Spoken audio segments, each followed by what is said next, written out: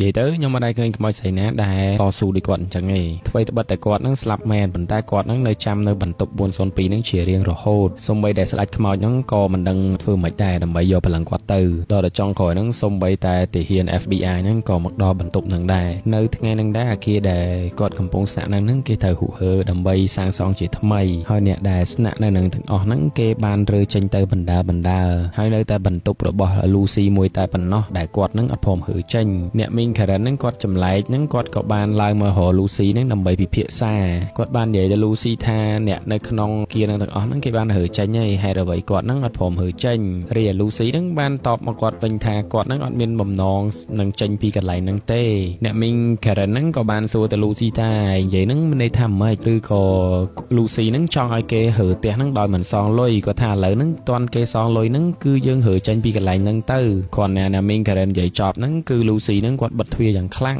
ធ្វើឲ្យណាមីងការ៉ិននឹងខឹងខ្លាំងមែនតែនហើយបានហៅ Lucy នឹងចេញមកក្រៅនិយាយតទល់មួយគាត់ Lucy នឹងបាននិយាយជាមួយនឹងមីងការ៉ិនថាបើគាត់ខ្លាំងនឹងចូលមកនិយាយមួយនាងនៅក្នុងបន្ទប់មកស្រាប់តែពេលនឹងដែរ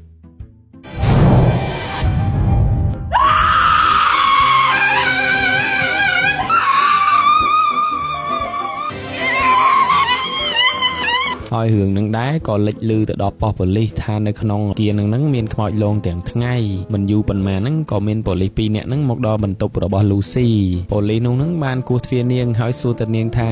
ឮថាបន្ទប់ហ្នឹងគឺមានខ្មោចលងទាំងថ្ងៃប៉ុន្តែ Lucy ហ្នឹងគាត់ដោះស្រាយអត់ចង់ឲ្យប៉ូលីសហ្នឹងចូលមកឆែកឆេរផ្ទះគាត់ញ៉ៃទេប៉ុន្តែប៉ូលីសហ្នឹងនៅតែព្យាយាមចូលបន្ទប់របស់ Lucy ស្រាប់តែចុងក្រោយហ្នឹងគឺ Lucy បញ្ញាក់ពួកគាត់ហ្នឹងរត់លឿនជាងអ្នកមីង Karen ទៅទៀត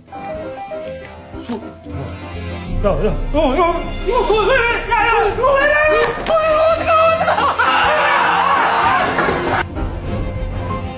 기절한 척 하지 말고.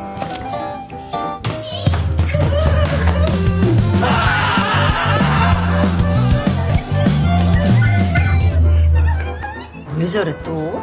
សូម្បីតែស្បែកជើងហ្នឹងក៏ផ្លិចយកមកពីបន្ទប់របស់នាងដែររត់មកដល់ប៉ោះប៉ូលីសវិញប៉ូលីស2នាក់ហ្នឹងគាត់បានប្រាប់រឿងហេតុទាំងអស់ហ្នឹងទៅប៉ូលីសគ្នាគាត់2នាក់ទៀតអញ្ចឹងប៉ូលីសគ្នាគាត់ហ្នឹងមានការងឿងឆ្ងល់ជាខ្លាំងហើយក៏គាត់អត់ចង់ខ្វល់រឿងហ្នឹងដែរគាត់ហ្នឹងក៏បានរាយការណ៍ហ្នឹងប្រាប់ទៅមេគាត់បន្តប៉ុន្តែគាត់ក៏ហកមេគាត់នៅខាងលើហ្នឹងថាបន្ទប់402ហ្នឹងគឺមានការចាប់ចម្រិតបន្ទាប់មកហ្នឹងមានការកាត់ដៃជនរងគ្រោះហ្នឹងដាច់ពាក់កណ្ដាលមេរបស់គាត់ហ្នឹងគ្រាន់តែលឺអញ្ចឹងភ្លាមហ្នឹងចាត់ឲ្យទាហានពិសេសហ្នឹងមួយក្រុមនឹងអាវុធទំនើបមួយក្រុមហ្នឹងទៅឡោមព័ទ្ធអគារនោះក៏បានហ្នឹងសម្រុកឡើងទៅបន្ទប់របស់ Lucy ថែមទាំងបំពាក់ដោយកាមេរ៉ាសកម្មភាពទៀតផងពិតជាប៉ូលីសទំនើបរបស់គេមែនគេគ្រាន់តែយកជាគូពីរដើមហ្នឹងក៏គេអាចដោះសោទ្វាររបស់ Lucy បានដែរ